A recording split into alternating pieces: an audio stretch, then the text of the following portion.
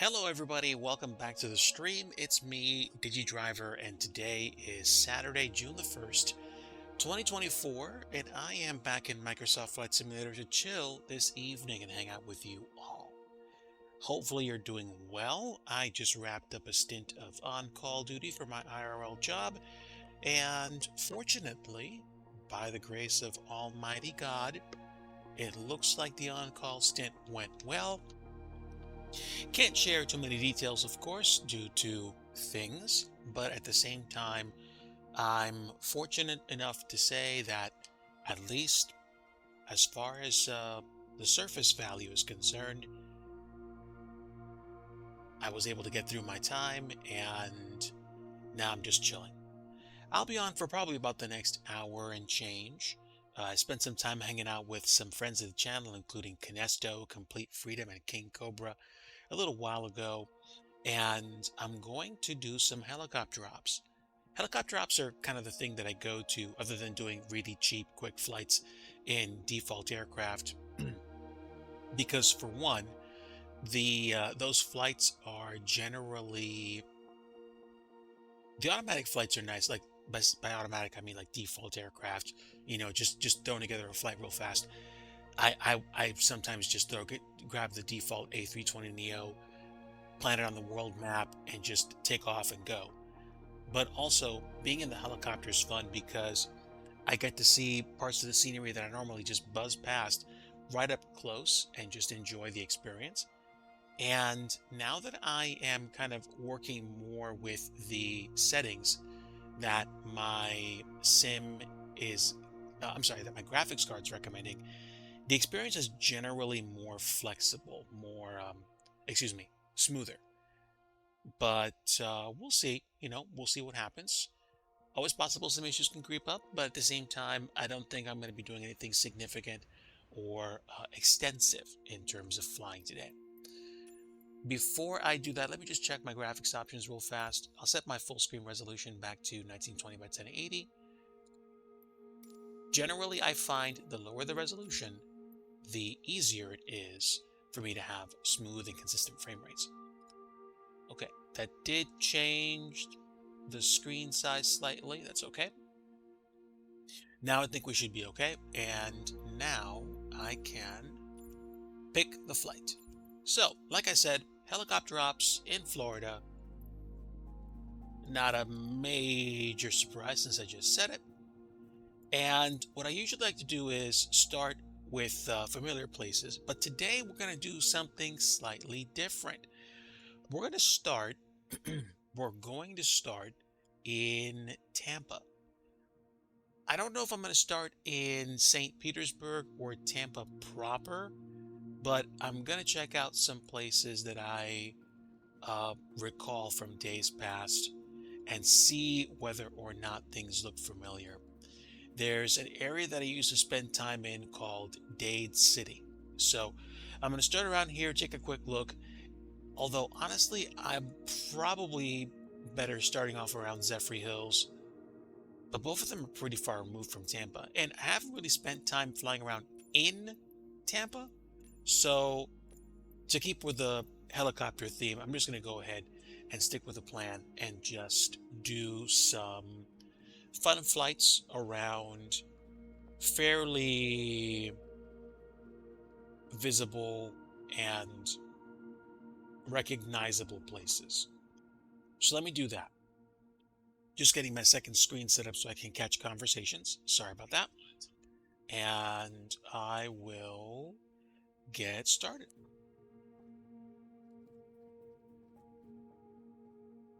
Okay, there we go. Got my other screen up, so I should be able to reference it every once in a while. And I put that down so it doesn't just go clunk and go away. And now I can minimize the screen. Are there any other screens that I have to have open right now? Not really, but I'm going to close this player and that should do it. All right, so we've got the aircraft. Let's pick our start location, which is basically, I don't think it's going to get more downtown than that. So We'll have some fun flying around the area, go check out some traffic, including some multiplayer traffic. Excuse me. And then we'll see where we go from there. But welcome, everybody. Good evening. Hopefully, you're having a very good day. I am choosing to chill tonight and just enjoy myself.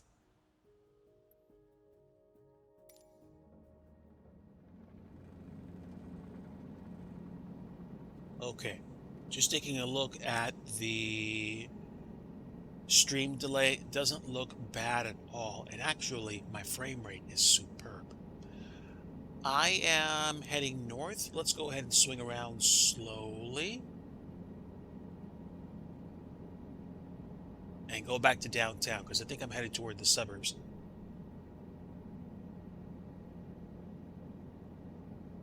Also looks like it's, I don't know, foggy, hazy. I mean, we're getting pretty close to summer, so it's gonna start getting hot and humid down in like Florida. So that doesn't sound, you know, uncommon to me. Tampa International is off to my 3 o'clock. We'll probably swing back around once we go past downtown. And I am enjoying none other than the Cabri G2. I've come to really like this helicopter for really fast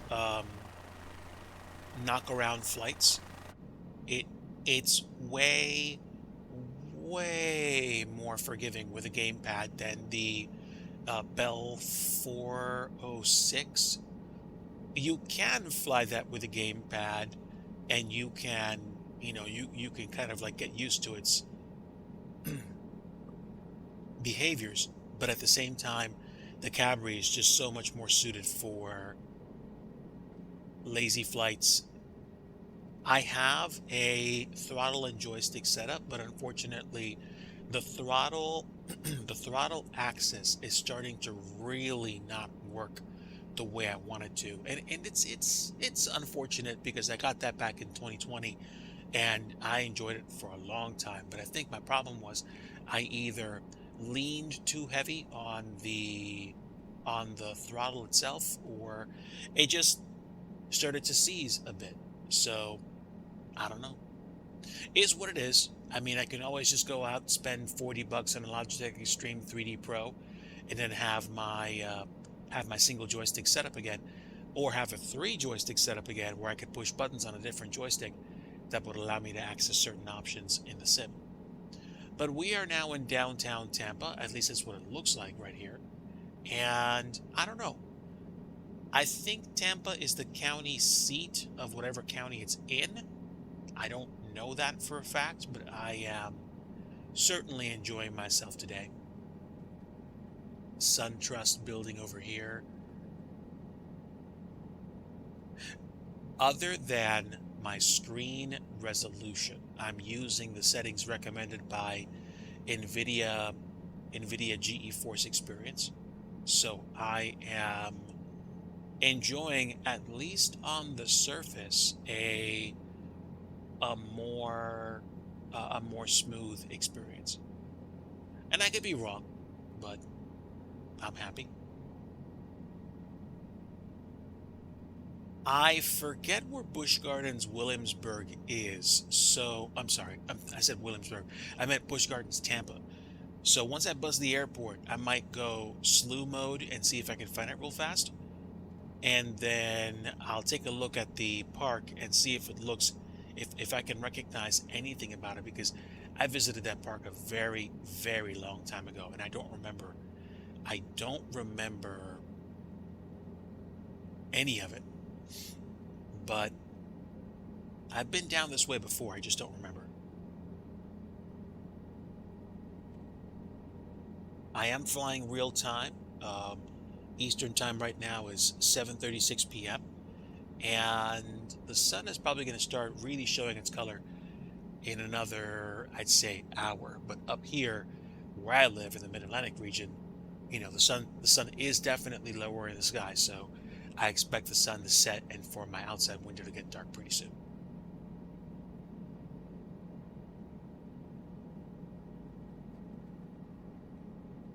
If there's only one thing about the sim that I could change, it would be figuring out how to make the routes that the AI cars take be significantly more realistic. Now, in defense of MSFS, there are two modes of displaying scenery, and one of those modes is photogrammetry versus just satellite imagery. And depending on, I guess, the discrepancy between the photogrammetry and the scenery that you see on the ground, there could be different routes that those AI cars are taking, and that might explain why it looks like they're either driving through thin air or driving on the grass when the photogrammetry has a different update for that. And I believe someone mentioned that they are going to be updating the satellite imagery in the not too distant future. So I would be curious to see what it is they're going to do. And I look forward to it in one sense because it's going to be interesting to see what updates they submit. But I think that's satellite imagery across the world and not just in the States. I forget the last time they did a world update for America, but I think it was probably last year. So I don't know what their rotation is, and I'm not sure what's going to happen as FS 2024 starts getting closer and closer and closer to release. But at the same time, it is what it is, and I'm enjoying the scenery that I see right now and watching live traffic take off from Tampa. I think I'm actually seeing the default scenery for the airport right now. And to be perfectly honest, I might actually experiment with changing the level of detail on these buildings, on procedurally generated buildings, and increasing that from low to high. Object level of detail. It's 50. That's not what I'm talking about. I'm talking about, what is it? Buildings? Buildings are medium. Let's put buildings on high and see if that changes anything. Yeah, it looks like it does. It looks like it renders them more from further distance because I don't like coming up to those buildings and having them procedurally generate right in front of me. Yeah, these are default buildings, but I like seeing the default buildings fully defined.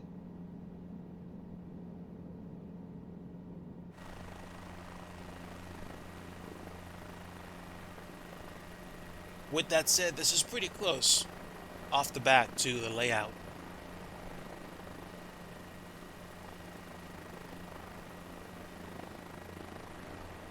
This is the first time I've seen live traffic land north and depart to the south.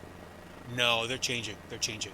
It looks like the last plane to depart to the south took off that Spirit Wings flight, the yellow plane. So I think they're transitioning to North Ops now, as evidenced by the plane coming in just off my 11 o'clock, that multiplayer plane, which is cool. See if I can zoom in a bit, just a bit. Are you model matched? Looks like you are. It's a Frontier flight. Nice. Oh, nice. Sweet, sweet, sweet, sweet. Bring it in, bring it in. Looking good. And okay, looks like they're down. Very nice.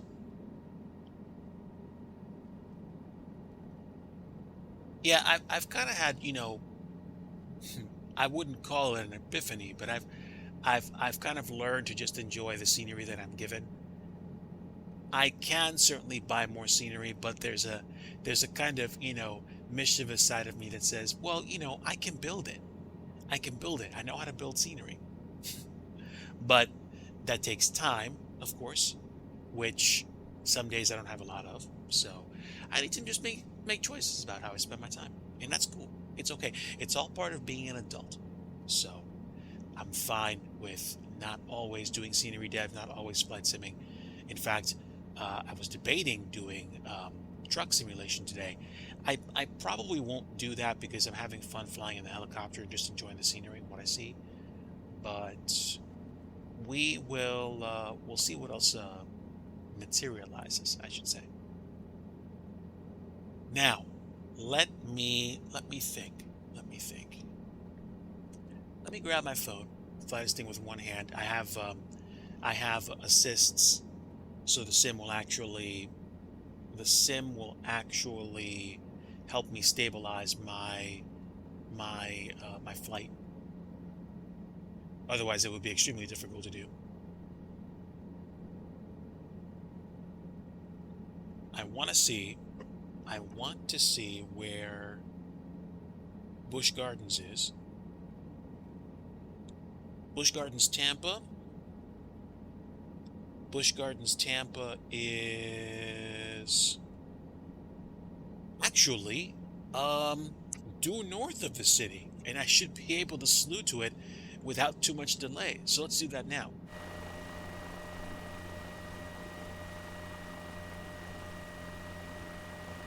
It should be about here.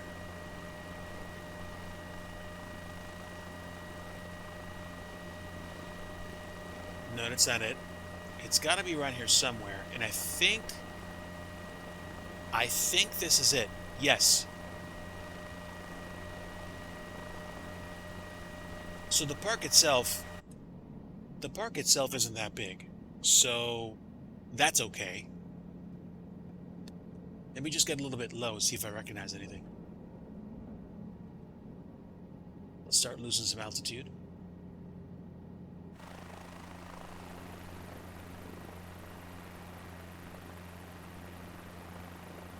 I don't know what's better, looking at the park without photogrammetry or looking at the park with photogrammetry through the trees. I might experiment with cleaning up photogrammetry by getting rid of some of the excessive tree placements, if it's possible. I don't know if it is possible, so I have to think about that one day. Looks like my power is a little bit lower than the helicopter likes, but it let me descend pretty quickly.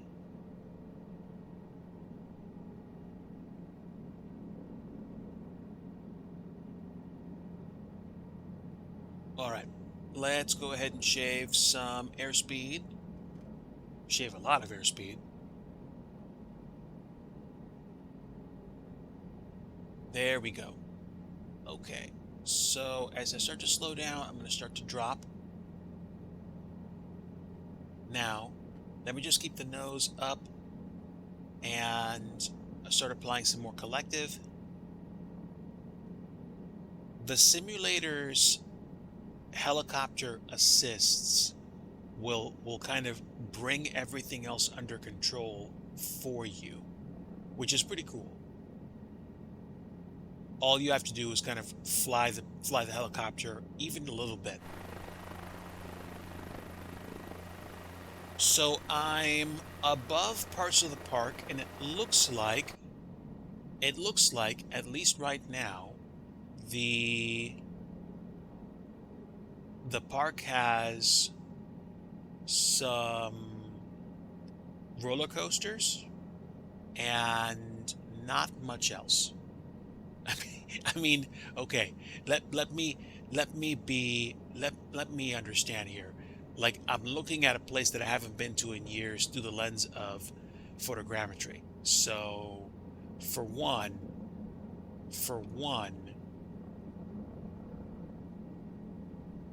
it's extremely hard for me to make, an unbiased evaluation of the park, or excuse me, it's extremely hard for me to remember what the park looked like considering the way that the scenery is set up. Also, my rendering settings aren't the sharpest. So what I could do is, assuming that I'm not going to be flying very fast, I don't care about frame rate too much, I could probably increase terrain level of detail from 50 to, I'd say, 200. This is going to affect my frame rate, but it's probably going to make things a lot nicer to look at.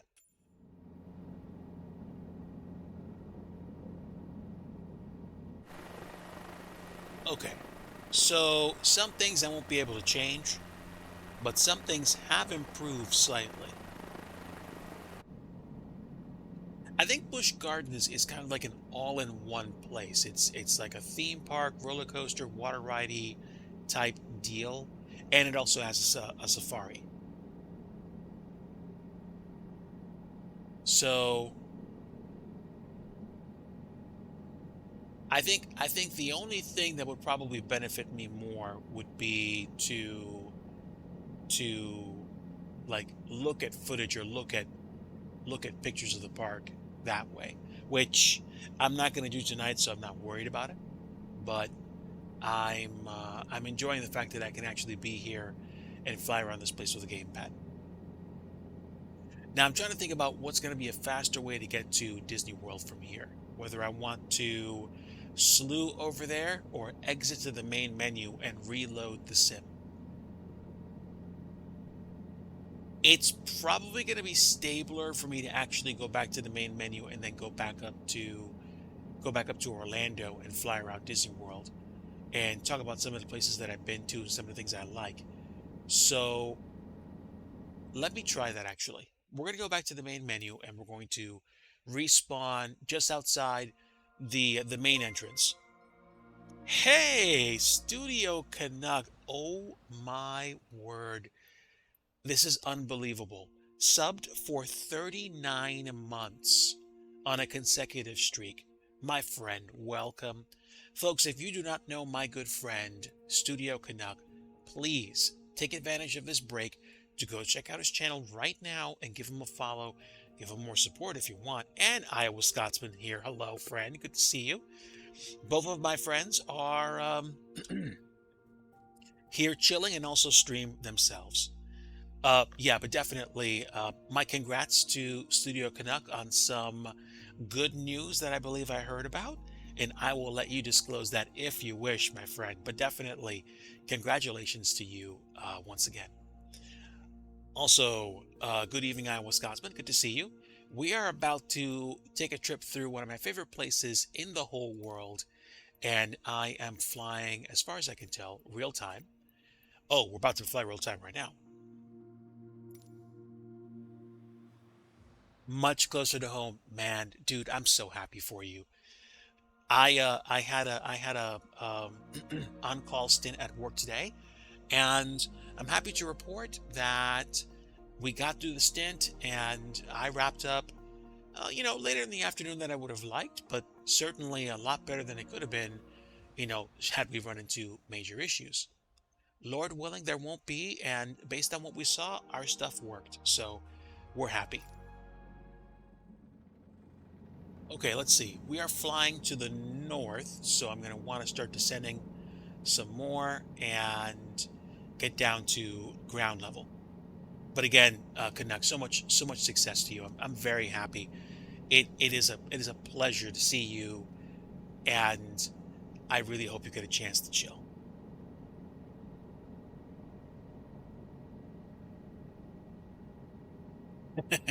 Well, I tell you what, um, if it's anything based on what I remember, going from commuting 45 minutes to an hour every day to being home for the past, I'm going to say 4 years straight, has been such a changing experience in terms of what I appreciate about, like, literally not having to get in a car and drive for a good chunk of time. It's not that I hated the idea of commuting per se, it's just what it did to me. And I've been very blessed to not have to deal with that. I'm hoping that this produces similar fruit in that you can be there and back sooner, and you can actually just enjoy yourself more.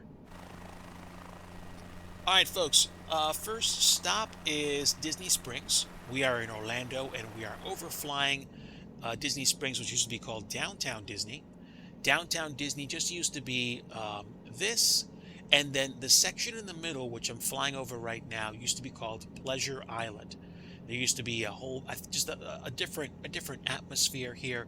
They've since changed it, and at the other end used to be some other areas like Disney Quest, and then that weird looking building that I'm pointing at with the white dot is Cirque du Soleil. So Disney Springs is a nice place for me to hang out with Mrs. DIGI. We've been here more than a few times, hanging out with family and being here on our own.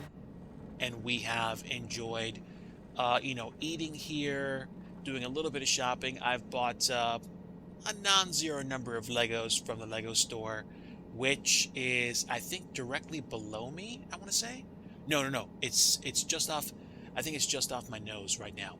So on the other side of this building that looks like a mountain's poking through it, there is a Lego store that you can buy Legos from.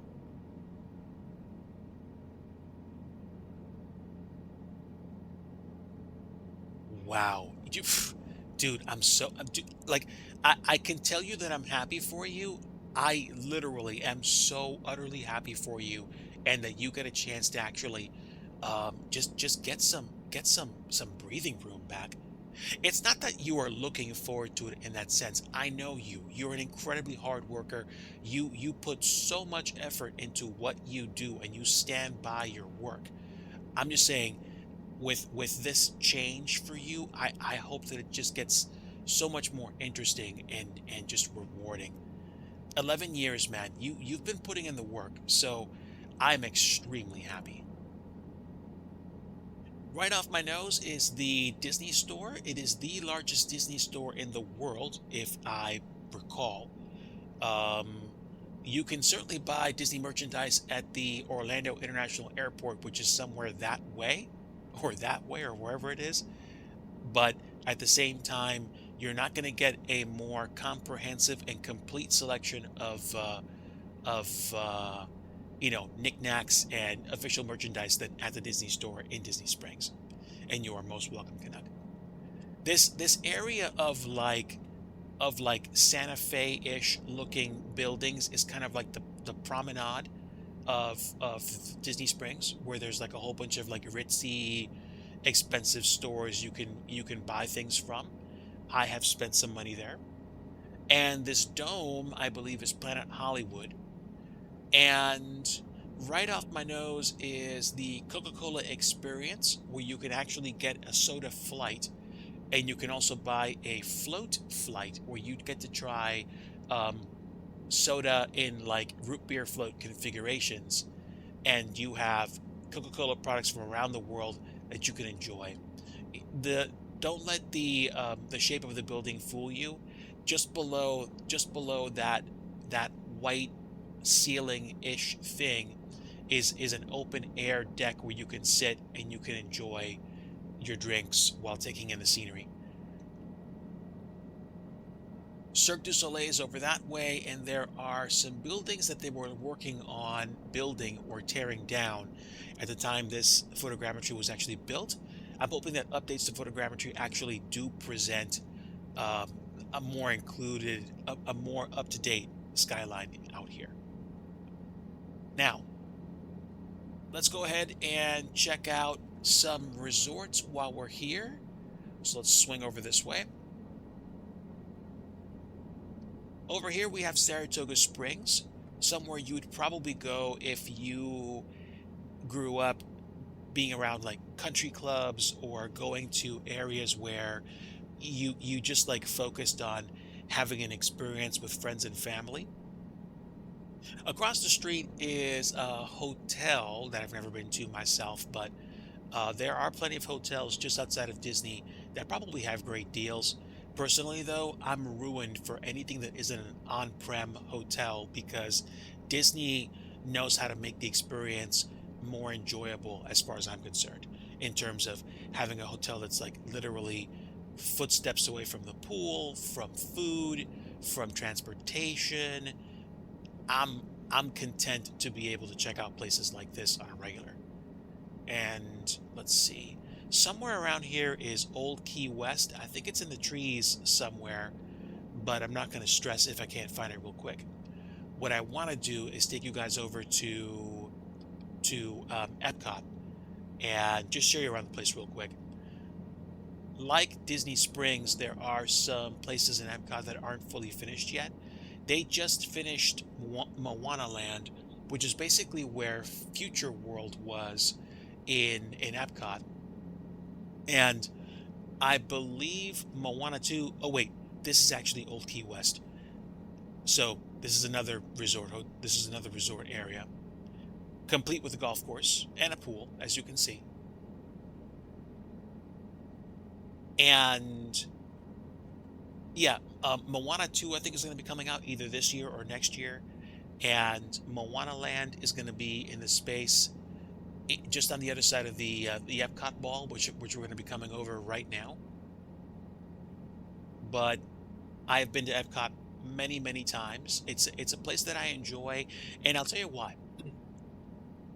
Some people, I think, go to Disney because they want to go on rides, or because they want to buy a whole bunch of stuff, or because they're kids and they want their parents to buy a whole bunch of stuff. I go to Disney specifically for nostalgia. There are places in Epcot, there are places in Magic Kingdom, there are places in Disney Springs that make me think of how, things used to be. So, okay, I think we're coming down, or we're just hovering. Right in that area, right right about, oh wait, gently. Right where I'm pointing. That's where Moana Land is right now. And there used to be like a waterfall where that misplaced bit of water is. But the Epcot Ball is literally, one of the iconic buildings inside of Walt Disney World, including, of course, Cinderella Castle in the Magic Kingdom. And off to my left, we have this lake which has the World Showcase. So I believe it was literally either just last year where they started letting, I think, college students from other countries come back here to run their showcases.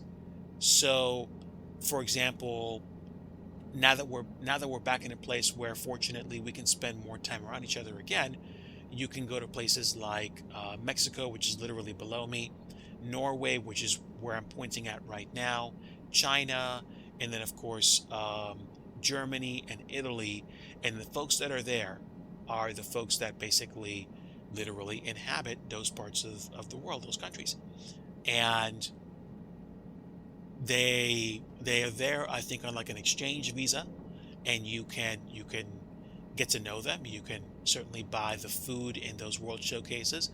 One of my favorite countries that I'm pointing the nose at right now is Japan, and it's next to Morocco. And I've had great food at Tepan Edo, which is inside the building which I'm slowly hovering over to right now.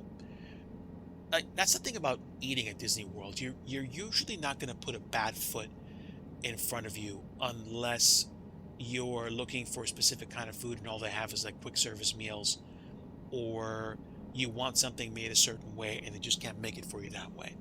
So I would say in general, and the photogrammetry is unfortunately a less than ideal substitute for what this place looks like. I could probably show you more easily in Minecraft Disney, but Morocco and of course France, great opportunities to eat and drink and be merry. Then of course you have England, which is in the trees somehow here, and just over the tree line is Canada. And then you go back to Future World, like what Future World is now, which is basically still the land and the seas, and the center, which is again Moana Land. We're coming into, I think, the boardwalk, and across this lake, the beach club and the yacht club resorts. There are some folks that go there that I would describe as having, more money in their pockets, and they kind of they do like coming here. Of course, if you really want to get swanky, you can stay either at the Dolphin or the Swan, which are literally in front of me right now. I don't think they're cheap places to stay at, and when we go there, when Mrs. Digi and I go to people watch, we we just like to sit down, take in the scenery, walk through the hotels, and just enjoy. I believe that we're going to be visiting Disney again at the close of this year, and I'm looking forward to the experience. I'm hoping to be in a better spot.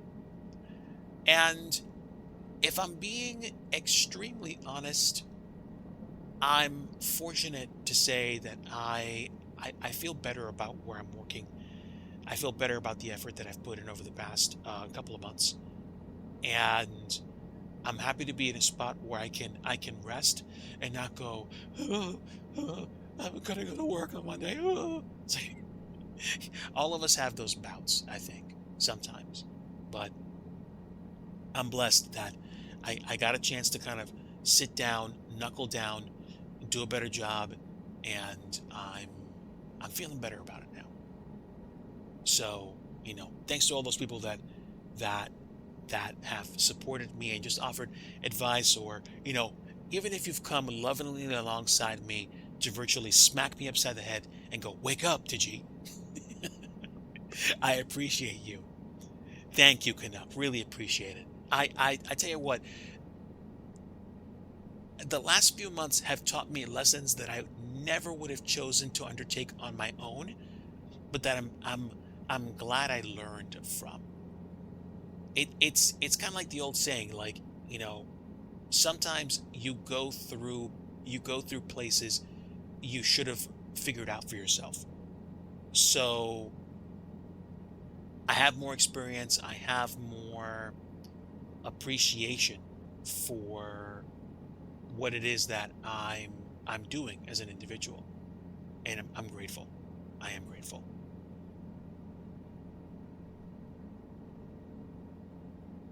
Well, yeah, like sometimes it's a question of you having put in a tremendous amount of skin in the game, and you're like, this isn't the same place I recognize or remember. And sometimes it's a question of you being in a place where you're in the middle of a storm, and you're like, I cannot hang on another second. Like, I'm overwhelmed. And like I said, by the grace of the Lord God Almighty, I just decided, look, I'm yielding everything to you. You have to help me or I'm going to fail.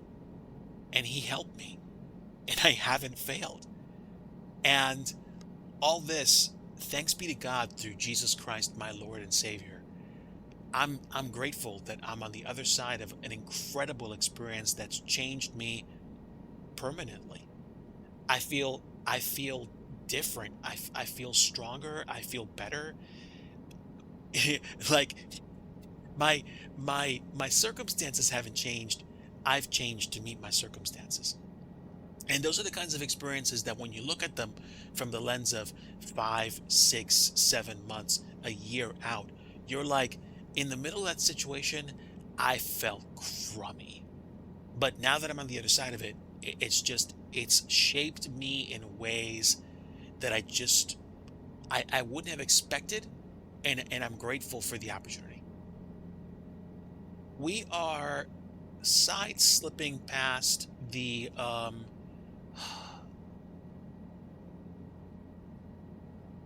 not Frontierland. What was this called? Um I think like the Frontier Resorts. It's the trees aren't so high and they're not so numerous. If you go there in real life, you'll like the place. Obviously, I'm looking at one of the most iconic buildings in all of Disney World, the Contemporary Resort, which has a monorail going through it, literally. And there's a convention center below me, but honestly, the gem of the Magic Kingdom, one of the gems, is this building. I've had food there before. I've also shopped in there and just generally spent time hanging out. It's nice to go through. It's nice to spend time in and sit. But of course, if you think Walt Disney World, you clearly think Magic Kingdom. And this is where I have spent time as well. So the Magic Kingdom has its most iconic and recognizable building in pretty much the entire world, which is Cinderella Castle, which I'm going to. But let me just slow down a little bit and kind of give you guys a slightly more relaxed tour. Let me pull up the nose a bit, hover a little bit, and just kind of side slip in here.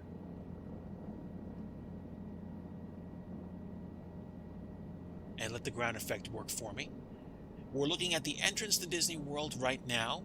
The train, I think, actually is back in service now after the Tron Light Cycle roller coaster ride has been remade. Looking down Main Street, USA, you have shops on your left and right and places where you can get food. Casey's Grill is all the way on the top left of that kind of like block of buildings before the castle. And there are one or two restaurants. I think Tony's is just on the other side of the railroad tracks, this area right here. And then as you go up Main Street, you see the iconic castle, Cinderella Castle. I don't know if they let you stay in the castle anymore. If you had buku money, you used to be able to either reserve or actually just book a spot. You probably still need to reserve it if it's available, and it's probably a very long waiting list. But with that said, it's still pretty, even with the photogrammetry hiccups in MSFS. Now, I am going to say that the center is missing some chairs and some gardens and whatnot, but that's okay. When I come in, I go here. I go to Tomorrowland. I hop on the People Mover. It's a nice way to chill and to check out the park before you decide what you want to do. You can do the Space Ranger spin. You can go on the kind of like whirly ride on top of the People Mover. And you can also check out Space Mountain, which is where I'm pointing right now. It's a pretty cool roller coaster, but I would say it's not geared to folks like me anymore because it's really tiny. I can take you through Adventureland, but it's kind of cramped in here. So I'm going to take you through to, I think, Fairy Tale Land, and maybe swing back out through Frontierland on the way out. On the other side of Cinderella Castle is Beast's Castle, where you can, be their guest at a dinner, which is a pretty themed dinner. And then way down there, there's some circus tents where you kind of have, not really storybook land, but kind of like circus land, Dumbo, cartoons, character appearances, I think, with like Goofy, Mickey. And on the other side is where you have the It's a Small World ride. And directly below me is Mickey's PhilharMagic and the Peter Pan ride. And these are great places to go to if it's incredibly hot or if it's storming. One of the things about this park is that you'd be surprised the amount of things you actually do inside a building as opposed to being outside makes this a pretty robust park experience to enjoy, even if you go during times of year where the weather is very chatty. So for example, say you go in like May to June, July, where the overall humidity and heat makes thunderstorms a very real possibility. You can simply go inside a restaurant, or you can go in an indoor ride, with the exception of Big Thunder Mountain, which we're going to buzz by pretty quickly. And you can just enjoy yourself there. So this is Big Thunder Mountain right here. Let me see if I can just hover slowly. It's a pretty fun roller coaster ride to go on. It's not the most intense ride for me. I've been on more intense roller coaster rides, and it's fun. It's fun. It's over too quickly, and it's genuinely a blast if you like being on roller coaster rides and enjoying yourself. It's not the fastest, but it's definitely fun. So we're gonna swing out from Adventureland and the Pirates of the Caribbean ride to check out some of the resorts on the property. Now, one of the most iconic resorts in Magic Kingdom is probably going to be the Grand Floridian. It used to be one of the most expensive places to stay at. That has changed. um, I think probably the most expensive place to stay at is probably the Riviera Hotel, which I don't know if I'll be able to find or if it's fully assembled in photogrammetry. But directly below me, there are some swanky places to be in and to sit at and to shop from.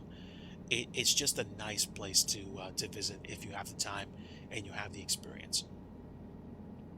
It's nice. The photogrammetry treated this place nicely. I'm happy. Also, right here is the wedding pavilion, where it literally points to Cinderella Castle in the Magic Kingdom, which is beautiful. It's beautiful. It's genuinely lovely. Over here on the other side of the lake is the Polynesian Resort, which is a fun place to go to if you like the Hawaiian or Asian island theme and excuse me, Polynesian theme. The photogrammetry unfortunately does not represent the bungalows on the lake very well, so it sucks. It sucks for that, which is unfortunate, but you can only do so much, I'm sure, based on also whatever Bing gave them for photogrammetry. And then you have those hotels, which are basically here. And there's not much else. The Ticket and Transportation Center is there, which takes you back to Epcot, or you can basically board your car and go back to your hotel, go back home. And yeah, my hands are basically off the throttle, and this helicopter is almost hovering by itself, which again, a testament to the AI that kind of takes over when you have the assistance turned on. I mean, I'm not staying exactly put. I am moving, but at the same time, I'm almost going at 0 knots, which is great. But yeah, yeah. Let's see. Where else can I go? I don't want to stay at like Disney for the entire stream, but where else can I go? I've taken you guys on a tour of New York, but I don't think I covered the entire place. So tell you what, let me go back to the main menu and let's go check out New York City for a little bit and see how much traffic we can find or iconic landmarks we see. For this, I am going to have to scale back time unless you guys want to check the place out at night, which would also be cool. But honestly, I think I'm just going to go ahead and load up and shift time back a bit. I can probably, for the sake of realism, take off from the helipad, which is like basically right in downtown. We'll see One World Trade, and then we'll get going. But again, folks, thanks so much for stopping by, and thank you to all my lurkers in chat. Don't feel bad about lurking. Don't feel bad about not saying hello. By you being here, you boost my algorithm. So thank you. Thank you so much. We are just having some fun tonight in Microsoft Flight Simulator. We're not doing scenery development today because I did spend some time working today and I'm just chilling my brain. I will probably try to get back to doing more consistent development streams and maybe even being a bit chatty as well. I'm trying to find my cadence again because I spent some time today really thinking about what I want to do over the next few days. And honestly, I really want to enjoy myself. Okay, we are on the Lower East Side, and I'm going to take off.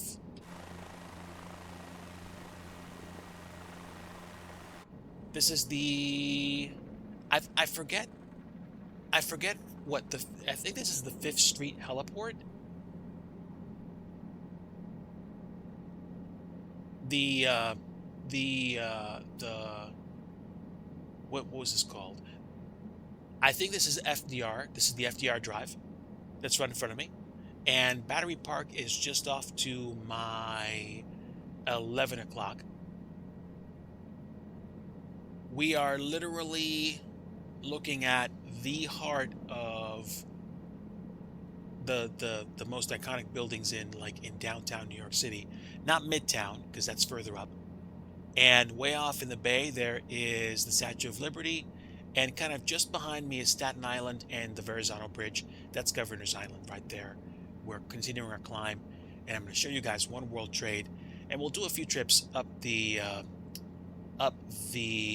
Hudson and probably come back down the East River and check out some places in case you've never been here. I have been to New York many times, and hello, friend. Looks like we have somebody coming along with us. Hovering. How you doing? A bit of a buzzy buzz. Hello. All right, so I might have a friend with us for our tour, which is pretty cool. I like it.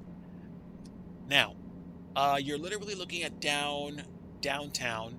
I think this is also called Tribeca, and just off to my now 12 o'clock is literally One World Trade, built in the shadow of the World Trade Center towers, which unfortunately were destroyed on September 11th, 2001, a day that I will never forget in my generation. One World Trade is, I believe, substantially higher than the towers themselves in the 80s and 90s were, and literally just below me is Battery Park. As you can tell, photogrammetry really comes alive when you're like more than, I'd say, like 1,000 feet above the ground.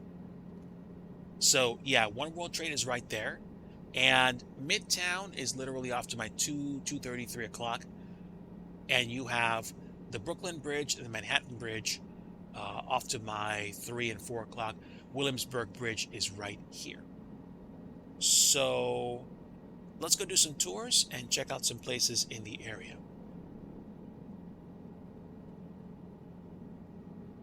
Some people would say New York City is also a finance hub. I'm literally above Wall Street. Can I see it from where I am? Let's see. It's somewhere down here. I'm gonna say it's kind of in this maze below me. I'm pretty sure. There's a place in downtown where you cannot get to very easily except by walking, and it's designed that way. I think there's like a gold reserve where Wall Street is, the Federal Reserve or whatever it is. I'd have to figure out how to take a better look at it someday, but I'm not going to worry about that today. Just off my nose, you have Jersey City, and I think Newport as well. And then there's Liberty Park, and Ellis Island is just where this column in my helicopter is. And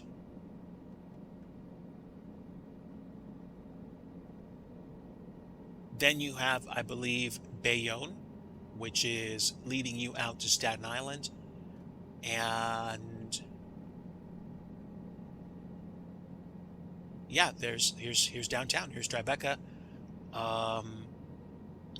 I forget the names of all the neighborhoods, so you'll forgive me for not remembering all of them. I spent some time in the city. And we're going to swing up. I think we're going to swing up the Hudson River, and we're just going to swing back around, I'd say, the East River to check out some more iconic buildings. And then, I don't know, maybe wrap up. I don't think it's going to take me 40 minutes to do a whole tour, but maybe it will. At this speed, probably, but at the same time, I've been around this area, and I like taking my time going through here. So as we go up, this is the West Side Highway, right on the edge of the island into the Hudson River. This square-looking thing, I believe, is a golfing center, which was set up on some old, broken-down piers. And I think this area of downtown New York used to be called, I think, Television City or whatever. Not Television City. No, I think it was called Television City. As you continue This is Soho, and then you have Midtown coming into view. I can probably buzz Times Square, but I'm going to keep going this way. This is Hoboken, and I think the PATH train, which comes out into and through the city. Grand Central Station is over here somewhere. There's a flat building, and Park Avenue is over there. And Grand Central lets you take the Long Island Railroad out to Long Island, which I think I took once. Over here you have Hoboken. You also have Stevens Institute of Technology, which is the university over there. And further up north you have Weehawken and West New York in Hudson County. Then we have somewhere around here is the Port Authority. And of course, the Empire State Building, very iconic building. And what else? I want to say this is 10th Avenue. I could be wrong. I could be wrong. I think it is 10th Avenue, actually. Somewhere in this maze of buildings is the New York Public Library, and that's Madison Square Garden way over there. What else? What else? Let's see. Yeah, we have a whole bunch of trains here. Seems like a train depot of some kind. And way out here, nestled kind of like in the heart of Midtown almost, is the Port Authority bus terminal. And you can come into the city by bus, and you can also transfer to trains. You can also take buses out of the city, up north, west, whatever. There are different bus lines that operate. So you can really get connected if you know where to go. Continuing up the Hudson, we are going to be hitting the Upper West Side in a ridiculously short period of time. So kind of hang on to your hats.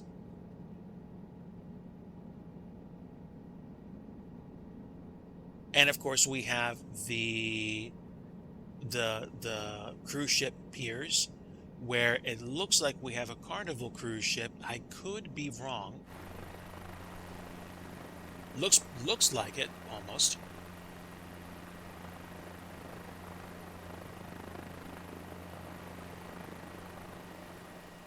And more of Midtown. Bryant Park is somewhere around here. I don't think this is it specifically. And certainly way more recognizable than Bryant Park is Central Park, which is just over the buildings to my right. I can climb higher and kind of give you guys a much bigger view of the city in a shorter amount of time, so I'll do that. The Henry Hudson Parkway is literally below me, and it actually now starts at in downtown and just continues to go up into beyond the Bronx. But obviously, of course, on my right, Central Park, one of the most iconic, greenage areas in the country, because it's basically one of the biggest parks inside of a city, period. There are other parks in New York City, don't get me wrong. This is certainly one of them, Henry Hudson Park. But Central Park is the stuff of basically, what am I trying to say?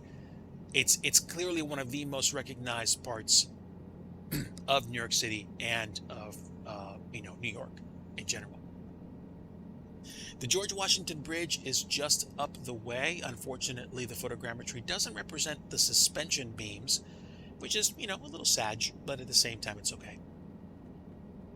We are coming up on the Upper West Side now. It's interesting, flying in a place like this with so many buildings. I can remember flying through FSX and seeing smaller houses here as opposed to the way these buildings look now. I'm fairly certain this is Broadway, or maybe the street next to it is Broadway. But as you continue, you're going to get up to the northern border of Central Park, and then we're going to be up around like 96th Street, 106th Street, and we're going to come into Harlem, which is where this park on my left ends. And then you're going to be in the Upper West Side, where you're going to be, there's just a whole like just different culture and food scene. And you can keep going upstate to the Bronx. You can take the George Washington Bridge into New Jersey and go west or go northwest. And I think this is Cornell. No, I'm sorry, not Cornell. Columbia University, literally under me. And then, yeah, we're basically here now in the Upper West Side. This is Harlem. Harlem, I think, runs pretty much from the East River to the to out here to the West Side. And where else? Oh no, not much. Although I'm pretty sure directly below me is Broadway. As you go further up Manhattan, the avenues start to consolidate into each other. And Broadway, and I think eventually it's either 7th or 8th Avenue or 9th or 10th that just kind of like disappear. Which is cool, it's okay. Way out there is Yankee Stadium. The Mets rebuilt, I think, their stadium back like 10, 15 some odd years ago, I forget. I'm sure Yankee Stadium was rebuilt or renovated. And now we are approaching like 178th Street, 181st Street, the Manhattan Bridge, and this off to my right, there's this really weird interchange here where Interstate 87 meets Interstate 95. And the interesting thing about the intersection is that you can't tell it based on the photogrammetry, because unfortunately the bridges are just kind of chunks. But there is a rather pronounced elevation change from where Interstate 87 is to where Interstate 95 goes. I mean, I don't know how many feet that is, but it's probably going to be at least like 100 some odd feet or more. So I don't know. I mean, it kind of has the distinction of being one of the highest differentials in terms of altitude, period. And also, what's really weird about this part of Manhattan is that 95 goes under the apartment buildings, under these apartments here.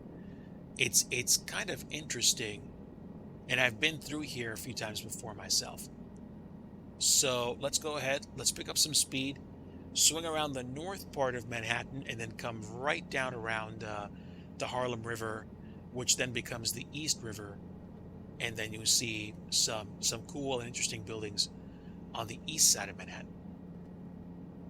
But hello to everybody tuning in. My name is DIGI Driver. If you are new or if you've come here just off of a recommendation on Twitch, I am a flight sim streamer. I tend to do more scenery development these days, but at the same time, I do like the occasional flight, and I even do other things sometimes, like playing Euro Truck Simulator or American Truck Simulator, and I generally like to have a good time on stream.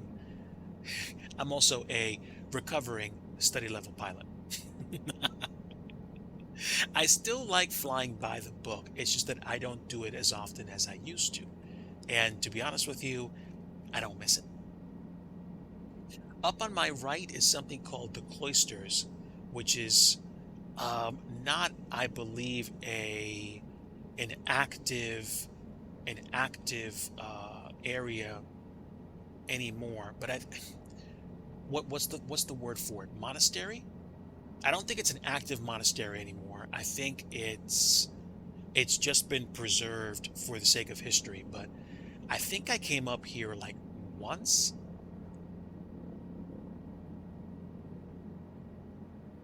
It's kind of interesting how it's just kind of like by itself almost in the middle of nowhere. This is the part of like Manhattan where this this kind of becomes a little forest in and of itself. And the Henry Hudson Parkway kind of breaks off into two pieces. One piece is northbound traffic, one is southbound traffic. And as you exit Manhattan, um, one level kind of gets higher than the other one, and they meet in this dual level bridge, which we're going to breeze by. And then you go into the Bronx, and you can go up north from there to Yonkers, and even further north to, I think, eventually um, Newburgh if you cross the Hudson River. And yeah, and here's the bridge I was talking about earlier. You have two levels. The northbound level is the higher level. The southbound level is the one on the lower level, which is pretty cool. Even with photogrammetry like this, though, you can tell the way the bridge looks. And here's the Bronx, and then out here is basically where Broadway kind of begins, way up north. This is the Harlem River, and eventually what happens is the Harlem River Drive becomes the Franklin Delano Roosevelt Drive, but that's way further down. So we'll take you back there as we swing back down towards Midtown and maybe even downtown one last time. Maybe we'll even try landing on the helipad. Now, let's see. It's getting close to 9 o'clock, so I'm probably gonna chomp it once I get back down to downtown. But I have enjoyed flying in a helicopter today, and I hope you guys have enjoyed the stream. If you have questions, or if you wanna ask me more, just let me know.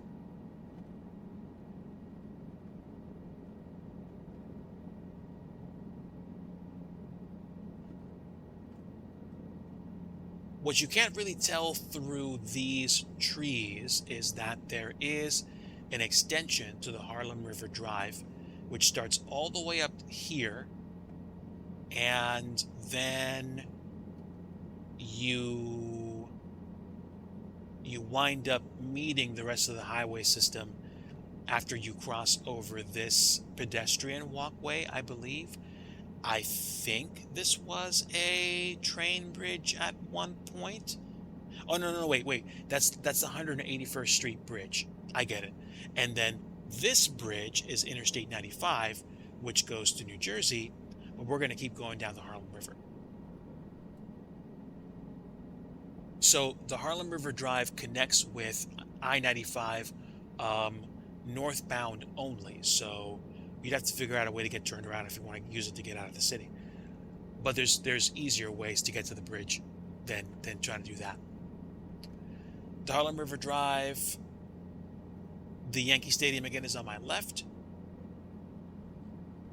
Sorry for the slightly skittish movements. Skittish? Well, jerky movements. The gamepad, like, you really have to finesse it. And I'm literally just barely touching the Joy-Cons to get the helicopter to keep its nose pointed. Now, what's probably easier to do is to just set the collective to a particular level, and then just let the helicopter keep the nose pointed a certain way. The Interstate 87 is on my left, and then you have the Harlem River Drive on my right. Way off in here somewhere is I think it's Grand Central Parkway. No. Grand Central Parkway is over in Queens. The Grand Concourse, which, if you look up, is this kind of like really big boulevard-y style road that goes all the way up into the heart of the Bronx before it comes down here.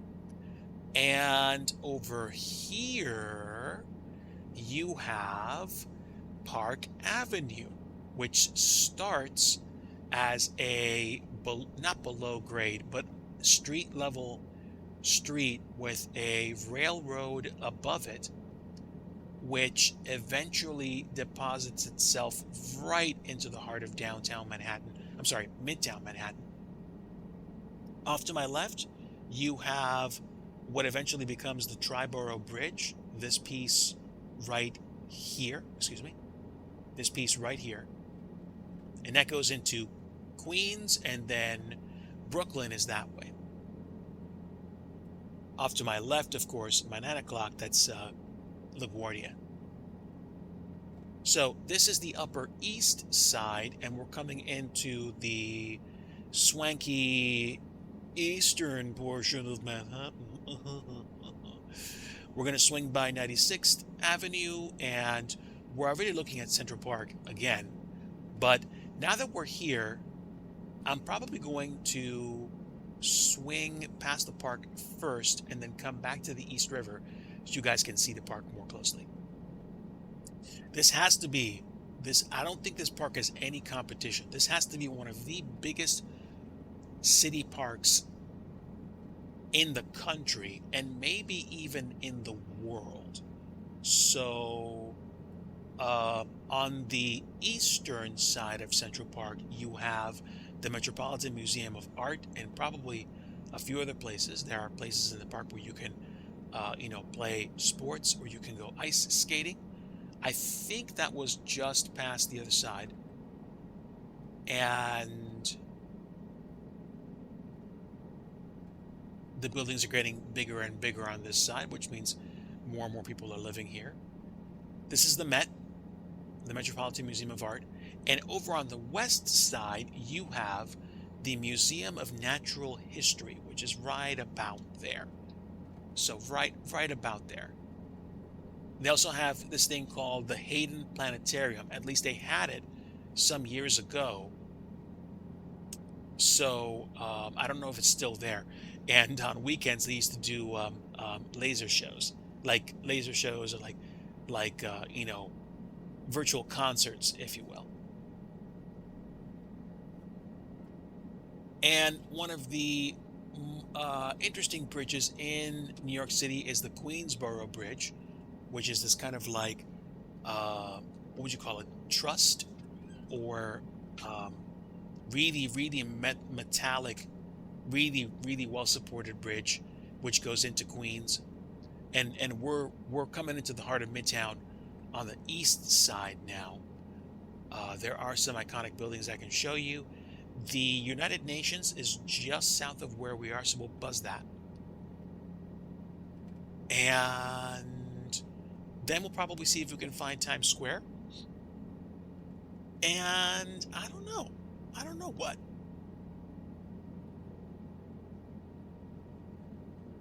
I think we're directly below First Avenue. Right, so let's see. This is the really expensive apartment building, which eventually got to be higher than the Empire State Building. And there are some iconic buildings here, like I think the MetLife building, which is right where my white dot is. Empire State Building is right there, of course. And let me stay still for a moment and just lose some altitude if I can, because literally just below me is the United Nations. Yeah, that kind of like bluish building on the other side of the helicopter, where the world unites to talk about policy, at least in one respect. Somewhere around here is Times Square, which we've checked out in passing before. And directly in front of me is another pointy building called the Chrysler Building. So I'm going to buzz that real quick and show it to you up close.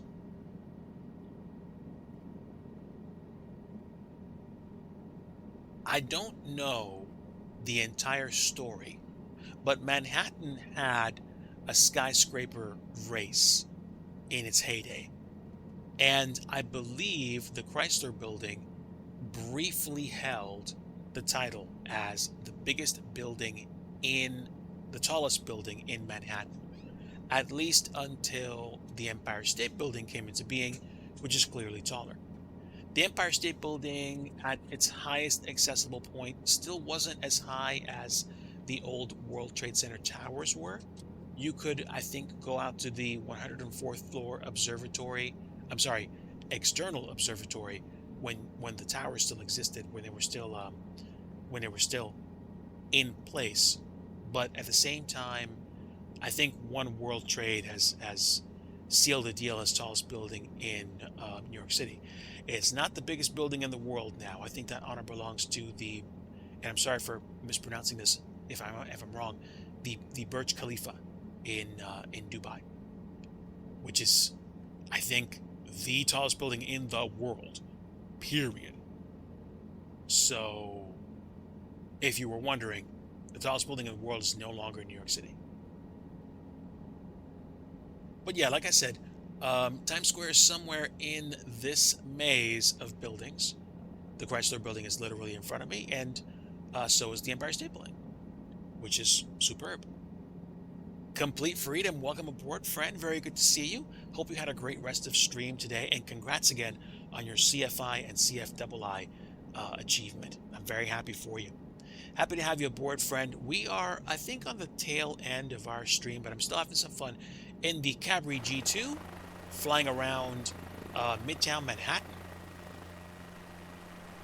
Yeah, I decided to do some helicopter ops, and I spent some time in like downtown Tampa, and I went to Disney, of course, and then I went to New York City, where we have been spending time messing around, doing things which clearly would get us in trouble with the FAA, if not just flat out thrown in prison. And I'm just enjoying myself.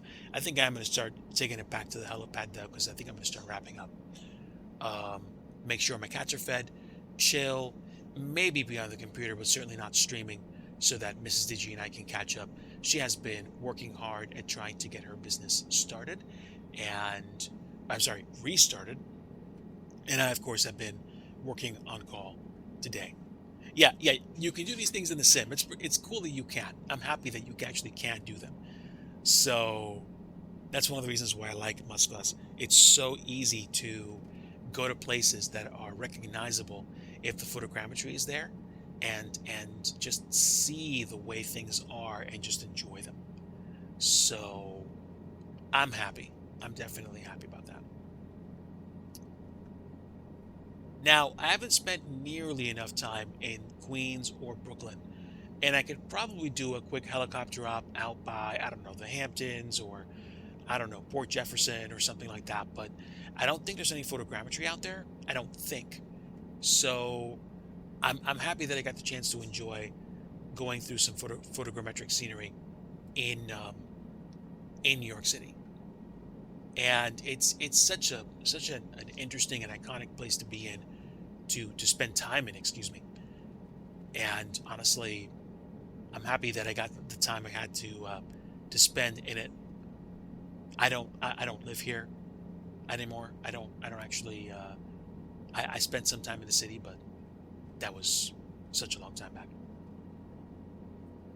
With that said, this is the Williamsburg Bridge. This connects directly to the Brooklyn-Queens Expressway, which you can take north, I believe, either north or south. I forget. I think in general it connects, so northbound traffic can actually divert into Manhattan, and you can. It's one of the bridges that lets you take a train across as well, a subway. So also is, I believe, the Manhattan Bridge, which we're coming up on right now. And I do not believe you can. Maybe I'm wrong. I don't think I'll be able to take a helicopter underneath it without hitting a wall of jello. That's definitely not what I'm interested in doing today. So I'm not going to worry about it. But at the same time, these are wonderful, easily recognizable bridges that I think I'm going to try to get closer to right now. So let me go ahead and slow down, start descending, because I'm going to want to land on a helipad or somewhere where I shouldn't, and call it a day. Okay, now we should be losing some altitude. Off to my left is Flatbush in Brooklyn, and way off on the horizon is Rockaway. Coney Island and Rockaway Beach.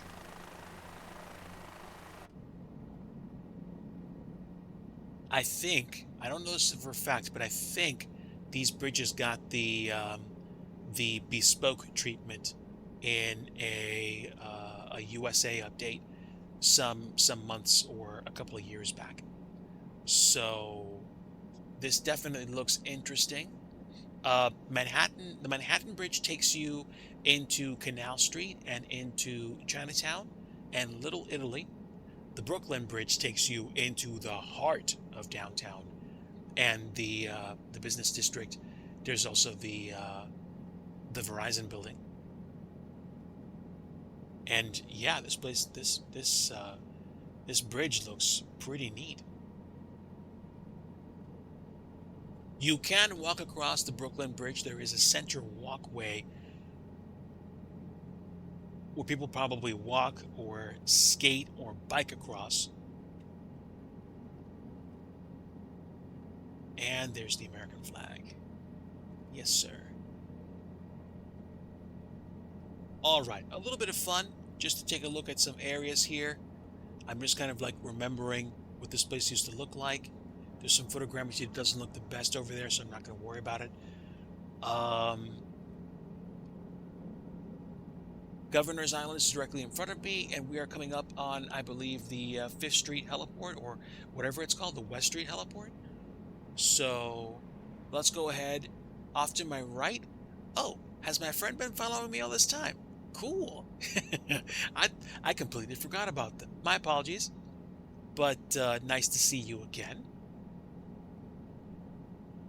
I think when somebody's flying the same helicopter that I am, but they look like a plane, it must be because they have a different livery for it. So, is what it is, I guess. The South Street Seaport is literally on my right, along with some very, very, very old ships, cargo ships. Come on, friend, we're going to land our helicopter now. Come along. Now, let's see if I can actually land this thing without looking too embarrassing. I'm really grateful that the sim does help you with collective and maintaining a sense of control. But one of the most important things you can do when you're doing something with a helicopter is to take your time. If you've ever noticed a helicopter landing in a field or a helicopter landing anywhere, one of the things that they do is that they kind of like, they always land into the wind, as far as I know, and they always come in slowly, which is what I have to do. So I need to shave some more speed off and just gently let this thing come down on its own. You never want to get behind the helicopter, and you never want to just kind of like jerk the plane or the helicopter around going, no, go this way. The slower you get, the weirder the helicopter dynamics are. You literally have to play chess to get this thing to work the way you want it to. If the helicopter starts going a different way than you were expecting, just let it. And compensate slowly. Act deliberately and take your time.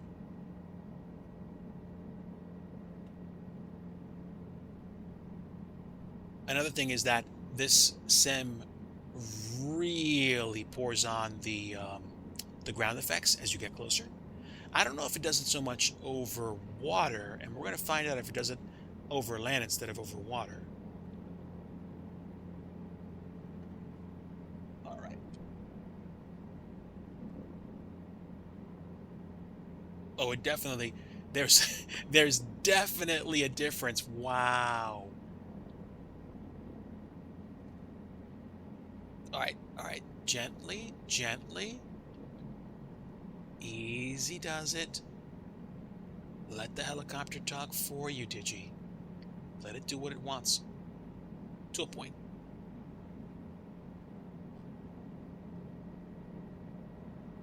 then, oh wow, yeah, seriously, the ground effects are hilarious. Boink! Boom! I wanted to make it a more graceful landing, but we are down. And look at that! Not too bad. I'm happy, chat. I'm definitely happy. Folks, what time is it right now? Yeah, it's getting close to me actually calling it a stream. I mean, I could probably hang out for a few more minutes, but I think I'm going to take advantage, just wrap up for tonight and make some food and take care of the pets, catch up with Mrs. Digi, and just have a good night. It's been fun. I've enjoyed this kind of helicopter diversion, as it were. I'm happy. I had a nice firm landing, that's for sure. And I might come back to practice my approaches. I'm happy that I actually landed on a platform. I might come back to do some more New York ops in the not too distant future. But I think for right now, guys, I'm going to go ahead and call it. I am going to chill for the rest of the evening. I have an early start tomorrow, and then time with some friends and family. I will probably not be streaming unless I catch a brief chance to, which is probably going to be unlikely since I need to catch up with some house things, some things that I do, and then we will probably get back in the habit of doing some scenery development this week. I will try to, at least. Folks, until next time, like I always like to say, if you don't have peace, you want the Prince of Peace, and that is Jesus Christ. From sunny New York City, under mostly sunny skies, I bid you a fond farewell. I hope you have a great rest of your evening. Take care, folks, and until next time, we will see you. Have a great night.